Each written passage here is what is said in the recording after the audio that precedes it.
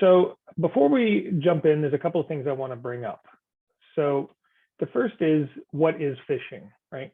It's a form of fraud in which an attacker masquerades as a reputable entity or person through email or other forms of communication, and we'll get into what those other forms of communication are during the course of this training session. Now, one of the biggest phishing attacks that ever happened was targeting against Facebook and Google between 2013 and 2015. And it cost over $100 million, and it took 2 years for them to figure it out. So this is not small potatoes. They can be really, really big events too. And why am I sharing this with you? Well, it's simple, because phishing is the easiest way for hackers to scam you. And if the people at Google and the people at Facebook, who are, we would assume pretty smart, if they fell for it, anybody could. So we're going to jump into the 7 things every CEO must do to protect themselves online, and the simple steps that you can take to protect your identity, your reputation, and your bank account. So first off, why are hackers interested in you? As in, why are they trying to hack you specifically and not other people on your team? Well, there's 3 reasons: your identity, your privileges, and your authority. So let's dig into this a little bit more and unpack everything.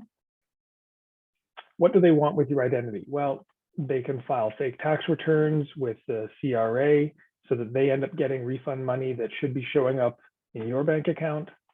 They can access credit cards. One of the tricks is they get the bank to issue a replacement card to them instead of you, and then they go and use it to buy things. Another one is they can register new credit cards, and these can actually go for weeks or months before being detected. Usually after the bill isn't paid and they start coming after you for payment, that's when you find out. They might open lines of credit in your name. And another one that we've been seeing is accessing medical benefits, such as prescription drugs or even like extensive dental work using somebody's fake identity. So these are things. And then in terms of privileges, what are we talking about here? Well, we're talking about your access to your user accounts at your office, such as Microsoft 365, for example. And this is where they can download all your email, your contacts, your calendar events, you name it. They can also access your computer network and get more things of value. And you might even have administrative access since you're a CEO or a high-level executive. And that means they'll be able to do more things on the network than they could with a normal user account. And finally, most CEOs have access to human resources data, or they have the authority to ask the HR department to send them this data, and that can then be copied out and used for other nefarious purposes. Now, speaking of authority, what might they do with your authority? Well, they could get your team to buy gift cards. I'm sure you've probably seen different tactics around that already. It's been pretty well covered in the news. They might get a vendor or a customer to update payment information so the money goes to the wrong place. Like I mentioned before, they might convince human resources to send confidential data. They could add new vendors for payment. And they could even have your team wire money directly to them. Now, going over the 7 things that every CEO must do to protect themselves, we're going to go through and say how to recognize a phish. That's what we're going to cover first. And then how to protect your passwords and keeping your MS-365 account safe. Then we're going to talk about avoiding smishing, and I'll go into what that is, avoiding multi-factor authentication bypass techniques, how to protect your personal information, and then lastly, knowing if you've been hacked. Okay, so first we're going to go through and talk about how to recognize a phish. So phishing is basically a way that they try to get you to let them into the network, right? They're basically using a hook and they're hoping you'll bite. It's also known as clone phishing. This is just generic phishing. It casts a pretty wide net. So they're sending out thousands or hundreds of thousands or millions of messages, and it's just a numbers game. They don't know who that they're going to get, but they just hope that they'll get a few people out of every certain number that they send. They may impersonate common vendors such as banks, PayPal, Amazon, QuickBooks, other software companies, people that you might deal with. And there's going to be a proportion of any group that is going to deal with that specific institution or company and may fall for it. They're generally fairly easy to detect because there's some signs, and we'll go through what those are a little bit later. The second type is called spear phishing. Now, these are more focused. They're personalized either to an organization or to a specific individual. And sometimes they include email transactions with other organizations whose systems have been compromised, and they use that as a way to get into another company that they deal with. And then the last type of phishing is called executive whaling. Now, this is the one we're most concerned about here. And when you're protecting a CEO or a high-level executive, it's very targeted. They use detailed knowledge about you and your organization. This makes them the hardest to recognize of all the types. And the attackers that are doing these, they typically only go after a handful of high-profile targets each week, as opposed to the thousands or hundred thousands or millions that they might with the less sophisticated, less detailed types of attacks. So these are the ones to really watch out for, and because they're very hard to recognize. However, they all generally work the same way. And so we'll talk about these things and you'll see. So the first thing, in order to be successful phishing expedition, it needs to be believable, right? So if you got something like this from Amazon, would you click on it? If the answer is yes, then we'll need to dig into this a bit further. The second component is they're urgent. And what I mean by this is something like your bank telling you you're going to need to address something that happened on your account right away. You know, there's a sense of urgency. And then the last component is that they're emotional, right? So if you got a message like this alert about someone accessing your mail account and urging you to click here to investigate, chances are you might be tempted to click that. And that's what they're trying to make happen. And that's why these are so successful. So how do you protect yourself from these? Well, the first thing is slow down. Now, I know you're super busy and you probably think multitasking is the best way to get everything done that you need to get done in a day. But I promise you that when it comes to phishing expeditions, you should definitely take your foot off the gas. What I would suggest doing is that if you ever feel like something or someone is trying to get you to do something right away, take a deep breath, you know, think about it, and then maybe share it with someone else on your team or a colleague or, you know, family member and say, do you think this is legitimate? Does this look legitimate? Does this look like a scam? Another thing you can do is hover over the email links to see the details of where they really go, because where they actually go and where they appear to go are not always the same thing. Another one is don't click links in emails. The safest thing to do is to copy and paste them into your browser, into the address bar at the top. And then that way you can see where they go before you hit enter and actually go to them. So if there's anything fishy, then just don't go, right? Don't click enter. Never ever use phone numbers from emails. In a lot of cases, we're seeing that the phone numbers they put in the email, it's actually going to the hacker, not to the person or the company that it's supposed to be. So you call up to validate, you know, is this actually a legitimate message? You're talking to the hacker or one of their associates, not to the company. And they're very crafty at making this look really, really good. Okay, so here's some things to watch out for. An illegitimate or unfamiliar email address or a name. So if the name and the email address don't match, or, you know, if the domain is the part after the @ sign isn't what you think it should be, just be careful with those. Another one is, like I mentioned before, sense of urgency, something saying action required, do this now, that kind of thing. Another one is a generic greeting. This is common on sort of regular phishing and even on spear phishing. On whaling expeditions, it probably won't be as generic because they know your name and they are targeting you specifically. So you'll probably see your actual name there. Another one is spelling and grammar mistakes. This used to be really, really common, but as these guys have got more sophisticated, the attackers have got more sophisticated, and especially for whaling expeditions, because they're putting a lot of effort into it, they've learned how to use those spelling and grammar checkers like everyone else, and this makes them sound like native English speakers. So you can't always rely on that, but if you do see it, it's a good giveaway.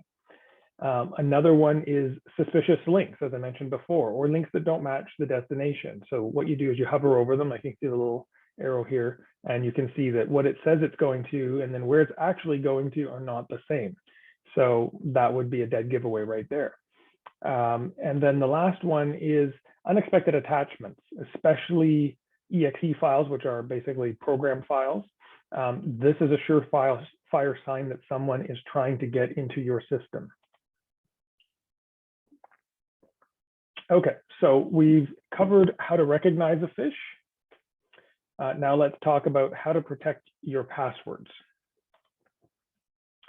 Now, did you know 4 out of 5 breaches are linked to insecure passwords? That's a staggering statistic, isn't it? Okay, so if you think about it, your passwords create easy access for attackers because it's one of the things they're hunting for. If they can get your username and your password, they can get into most things. One of the ways that they do this is by trying to guess random passwords. This is known as a brute force attack. So basically they just use very sophisticated dictionary systems and whatever, and they just keep trying one password after another and different combinations. And, you know, the program can do this automatically for hours or days or weeks, you know, on and on and on. So if you have a simple password or a password that's based on something in real life, this could actually be an easy way for an attacker to gain access to your system. These are the most easily broken. And if you're ever not sure about whether your password is good or not, there are quite a few password checkers on the internet from reputable companies. You can just Google for one. Never put your username in those because the password on its own is no good to anybody if they don't know what it's for. All right, so just, or you could even try typing in something similar to what the password you're thinking of using and just see how it sort of ranks that one. And you'd be surprised how quickly a lot of passwords that you think might be complicated could actually be broken. Another way that they get it is they can buy them on the dark web, right? This can be a way of getting into a system. And there's a lot of systems out there that are not secured anything more than just a username and a password. And then other insecure passwords, they result in movement. So once they get into a system, they can try to find passwords that are saved there insecurely, like in Excel files or Word files or in notes or any other kind of anything that's not encrypted. They will find those passwords. That's the first thing they're going to look for, and then that allows them to get into other systems or resources on the network and kind of work their way around to whatever it is that they're looking for. So how do you protect yourself, right? Don't reuse passwords on multiple systems, even if it's a throwaway account like Netflix or something like that. It can still result in an attacker gaining access to your identity and moving through from that system into other systems. Also, don't use patterns. Hackers often get access to multiple passwords when targeting a victim, and then that means that they'll be able to see that pattern, and then they can expand their reach into other accounts of yours just using that same password, right? And lastly, avoid insecure password storage. As I mentioned before, don't store them in Outlook. Don't store them in Word documents. Don't store them in Excel files, and don't store them in your web browser directly. Those are not secure. And these are the first places that they're going to look when they get into a system, and they're going to try to find all the other passwords, and then they're going to go into other systems and make more damage. So how do you protect yourself? Well, you can get a password manager. So this is an additional program, usually has a small fee, and it encrypts your passwords so that nobody can access it other than you, right? And there's a master password, which you should keep to yourself. Don't write that down, just keep it to yourself. And the second way that you can protect yourself is to set up multi-factor authentication on all your accounts. It's pretty much offered everywhere now. And I would start with the most important accounts, anything to do with money or email or sensitive data, that kind of thing, and then work down to the sort of the less important information. They're all important to a level, but just some are more than others. Okay, so we've gone through a couple of things. Let's go now and dig into how to keep your Microsoft 365 account safe, right? And did you know that business email compromise is one of the main ways that hackers scam money from organizations? In 2020, 65% of organizations suffered a business email compromise. And then by 2021, 77% of organizations suffered a business email compromise. So that's quite a jump in just 1 year. And it has gone up again this year, although we don't have the final numbers just yet. But for 2022, it has definitely risen again. So this is a bit of an epidemic, and it is growing. So much so that the Canadian Anti-Fraud Centre said that the amount of money lost to business email compromise scams continue to grow each year, with a 65% increase in the identified global exposed losses between July 2019 and December 21. So that's a big amount. And so what they're saying is the frequency is increasing and the cost is increasing. And so that means that people are running into these more often, and it's costing more to recover from them. Okay, so specifically with M365, if an attacker does get access to your account, what do they get? Well, so firstly, email, right?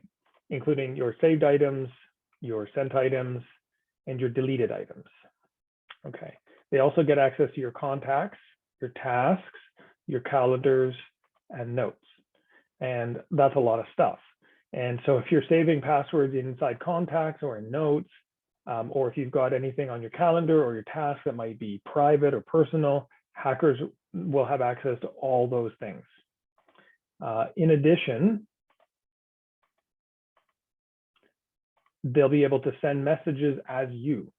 So that means they can send ransomware to all your contacts.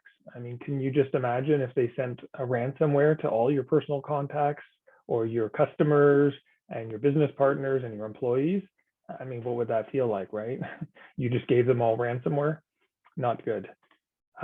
They can also create forwarding rules. So maybe they might create a forwarding rule based on the subject of invoice, which would send a copy to the attacker and then move the original into your deleted items. And this gives the attacker an opportunity to modify that message, maybe change around banking information or other critical pieces of it. And then they can place it back in your inbox as new, and you're none the wiser. And actually, if you're an attacker, this is a great way to find opportunity to trick someone into wiring you money instead of where they actually intended it to go. So be careful for that. And so how do you protect yourself from this happening? Well, there are a couple of ways. Make sure you have multi-factor authentication set up, and I will repeat this again and again, but yeah, it's a big one. It helps. Never log into your Microsoft 365 account from a non-work computer. Microsoft 365 accounts, just by their nature, because the people may also have access to files and other company resources using that login. If you go in from a non-work computer, like a home computer, maybe the kids are using it and you don't know what's on it, it could have been compromised. There could be somebody lurking on there, and then you go and log in to your work account from there. Now they've just got access to that, right? They just capture all the information. They've got your, maybe a keylogger that's recording all the passwords typed in. And so that's a really big one right there. A lot of people don't think about this. And then lastly, don't use free or public networks or even shared computers like in a hotel business center just to check your email before you head out. Yeah, don't do that. If you have to do something when you're on the road, use the hotspot from your like either a dedicated hotspot or the one that's built into your cell phone. Those are much more secure. Okay, so we've talked about these things. Now let's talk about how to avoid smishing. So here's a quick question. Let's say your name is Mary and you worked at ABC company, right? And you got a message like this. It says, "Is this Mary at ABC company?" Would you respond? Right? Well, if you got something like this, you just received a smishing message. And smishing, just for the record, it's a combination of SMS, like text SMS, and phishing. So it's smishing. It's basically phishing messages by SMS.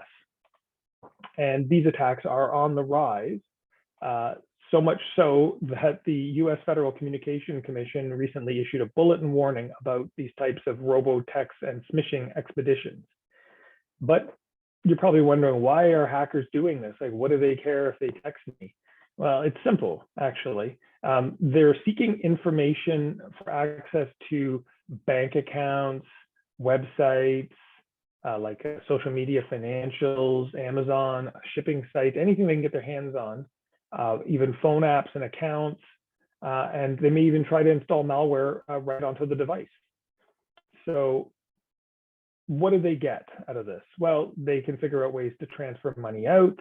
They can figure out ways to make fraudulent purchases, and they may even sell your account access to other criminals, right? So how does this process work? Well, a text message is delivered to your phone. You open the link, or you confirm the phone number by replying. They send you to a convincing phishing page.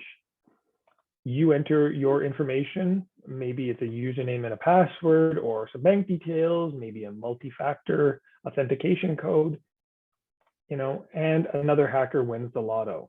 That's how it works. So how do you protect yourself? Well, first off, don't respond to text or open links from known people, right? Attackers keep lists of numbers and names for future attacks. So the attacks will come from different numbers and different names in different areas. And once you get on those lists, you'll never get off. Never share sensitive personal or financial information, especially by text message. Always verify by another method, such as a phone number, known or published number, not the one you get in the text. And you can go to a known or published website to get that information for the organization. Always look out for misspellings and grammatical errors. And those are always a good giveaway. And don't forget that phone numbers can be spoofed. And what that means is somebody can send you a message that appears to come from a different phone number. So always validate suspicious or out of contact links, even from friends, because it could be actually from an attacker, not really from your friend. So how do you protect yourself? Well, remember, government agencies almost never initiate by a contact by phone or text. So when in doubt, call the local office or the main phone number and report it and find out if it's legit. You can report texting scams and spam attempts to your wireless carrier. And if you're the victim of fraud or receive targeted messages, you can file a complaint with the Canadian Anti-Fraud Centre, or you can contact your local police and they can take it from there as well. Okay. So we've talked about all these things. Now we're going to talk about avoiding multi-factor authentication bypass techniques.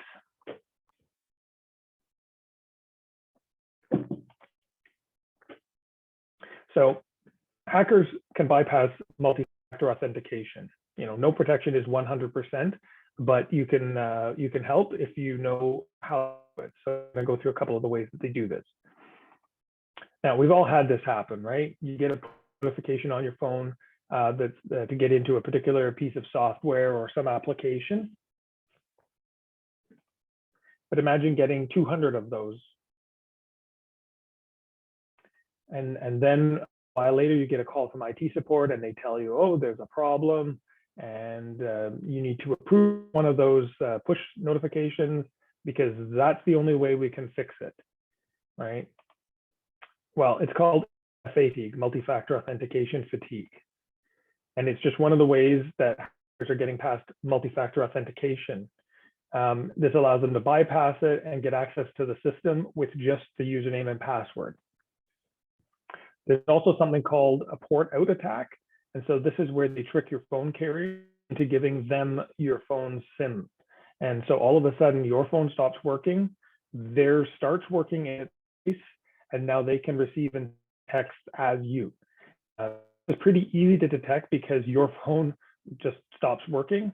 So if that ever happens, call your carrier immediately to find out why it's and to get it fixed ASAP.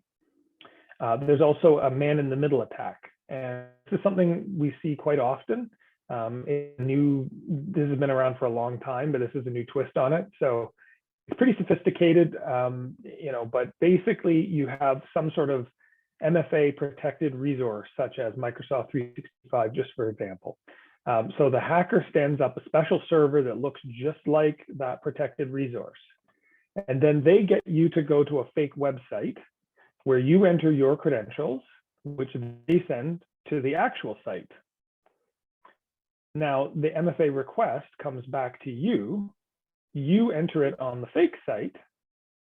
They pass it through to the protected site, and it gives them access to the site instead of. Finally, they redirect you to a password failed page so that you're none the wiser that any of this ever happened. So you have to be very, very careful. This is why it's one of the things they're trying to do with the links in the email. They're trying to send you to the fake page to get this started. So how do you protect yourself from all this stuff? Well, never approve an unexpected push notification. Even if there's someone from IT support or says they're from IT support on the phone telling you to do this, don't do it. Don't ever give MFA codes to anyone, right? Avoid free public internet and shared or public internet computers. This is something I was talking about before. Don't use non-work computers to access MFA protected resources. And don't click links from emails. You first examine them by hovering over them and then copy and paste them into your browser manually if you actually want to go to the site that goes to. Okay, so we've talked about a bunch of things so far. Now let's talk about protecting personal information.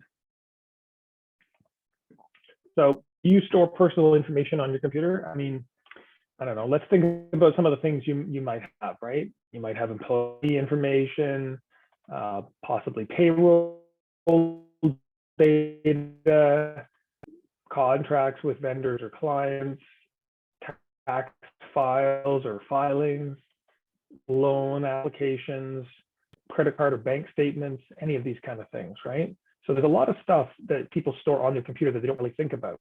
Now, there's this technology called drive encryption. And so basically what it does is it takes the contents of your computer's hard drive and it converts it into gobbledygook that no one can read without the key to unlock it. And it works seamlessly if you're the correct user, because when you log into the computer, it automatically unlocks it and you can just work like normal. But if you lose your laptop, it's not as big of a deal because whomever finds it doesn't know your password and they can't access the data and decrypt the data off your computer. But what if you were phished? What if an attacker gets you to click on a malicious link in an email or some other way, and your computer is already logged in, and so therefore the drive is unlocked? It doesn't work very well against that, right? So let's think again about personal data. That means they get access potentially to all that data, right? Employee information, payroll data, contracts, tax files, loan applications, credit card data, or bank statements, what have you, right? They've got access to all of that. So what do you do with that? Well, you need to store that kind of data in some sort of an encrypted vault, right? And this is a little different than BitLocker or the drive encryption. And it's because that is automatic. This is not. So this is an encrypted vault, and you only unlock it or encrypt it when you're accessing that data. And ideally, it's best if it automatically locks itself again after a certain period of time when you're done with the data, so that it doesn't get left open.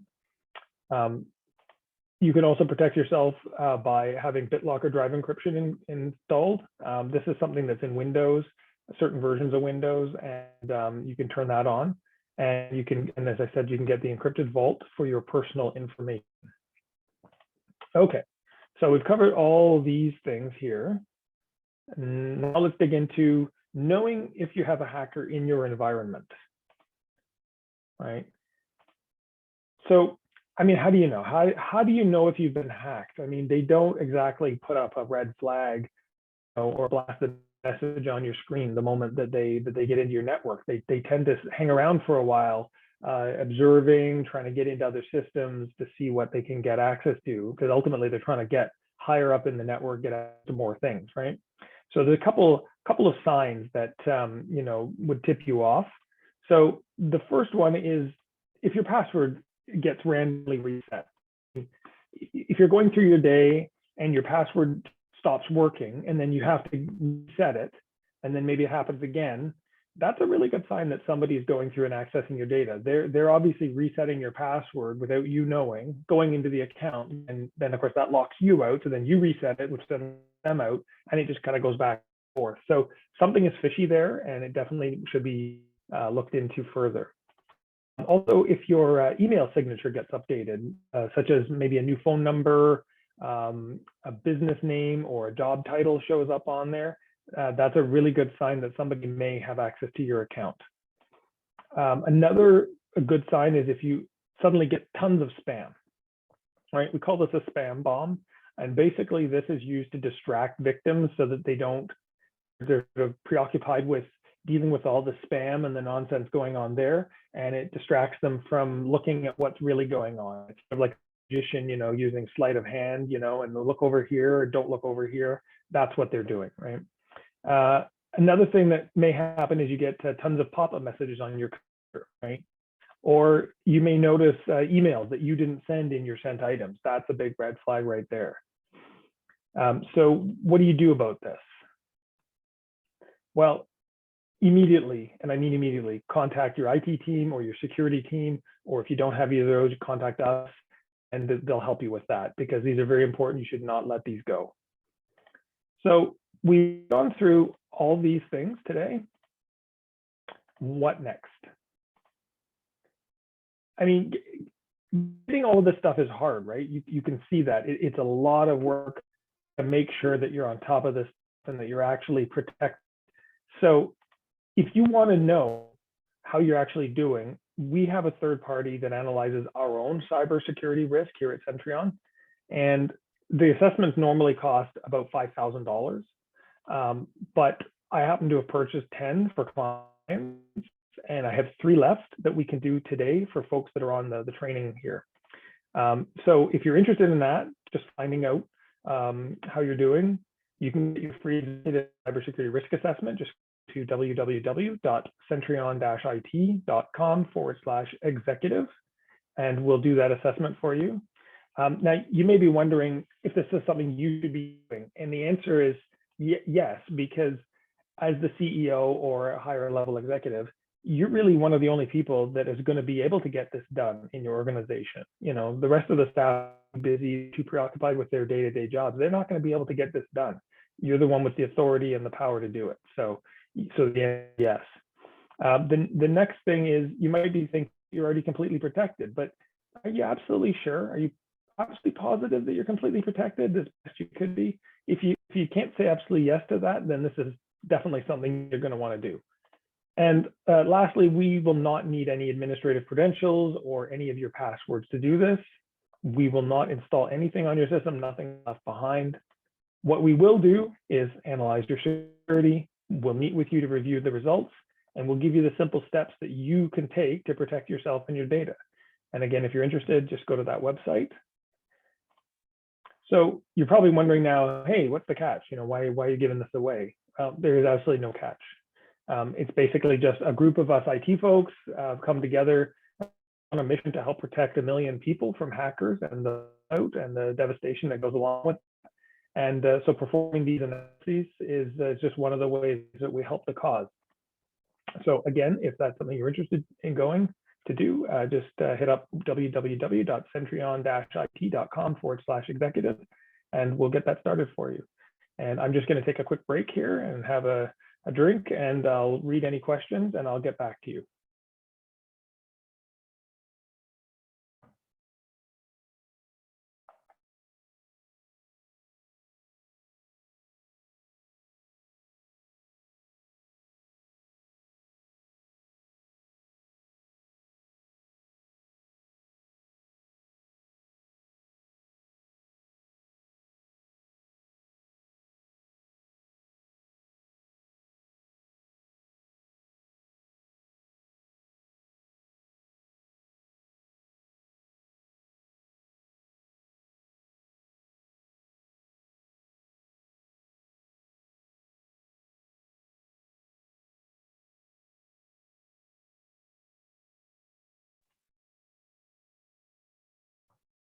Okay, so we've got one question which came up, and that is basically, uh, why should we bother with multi-factor authentication or MFA when it can be bypassed?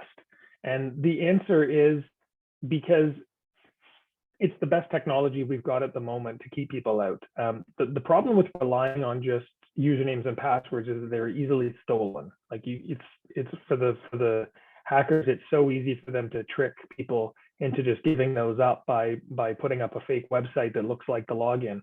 And by having something um, that is not just a static thing like a username or a password. It changes constantly. You know, either it's on your phone or it texts you some a 6-digit code. There's something and it changes, right? So the thing is, what it works right now, but even if they get a hold of it, it won't work in 5 minutes from now, right? So it kind of eliminates that persistent access that they can, you know, kind of come back later. It is not perfect. There is no such thing as perfect in cybersecurity or frankly any kind of security. Um, our objective, and this is what we do for our clients, is we use a layered approach, right? And if you put up enough layers, it's the equivalent of you know, think about your home security. So, you know, you put a lock on the door, you've got an alarm system, maybe you've got cameras, you know, if you've got some high value stuff, maybe you've got a guard dog, you know, or you put a locked fence around the property. Like, you know, it's all about the layers, and the more layers that there are, the harder you make it for somebody to get through, the higher the chances are that they're just going to give up and go away, right? Because, you know, except for very, very high level, highly targeted organizations like governments or, you know, nuclear power plants or anything like that, people are probably not going to be motivated enough to go through all the hassle of jumping over all these obstacles, right? Really what they're looking for is low hanging fruit, right? And so if you just move yourself a little further up that fruit tree, you know, make yourself not low hanging fruit, chances are they'll leave you alone. And the more layers you can put in, the higher up the tree you'll make yourself. So basically that's what it is, right? So MFA, no, it's not perfect.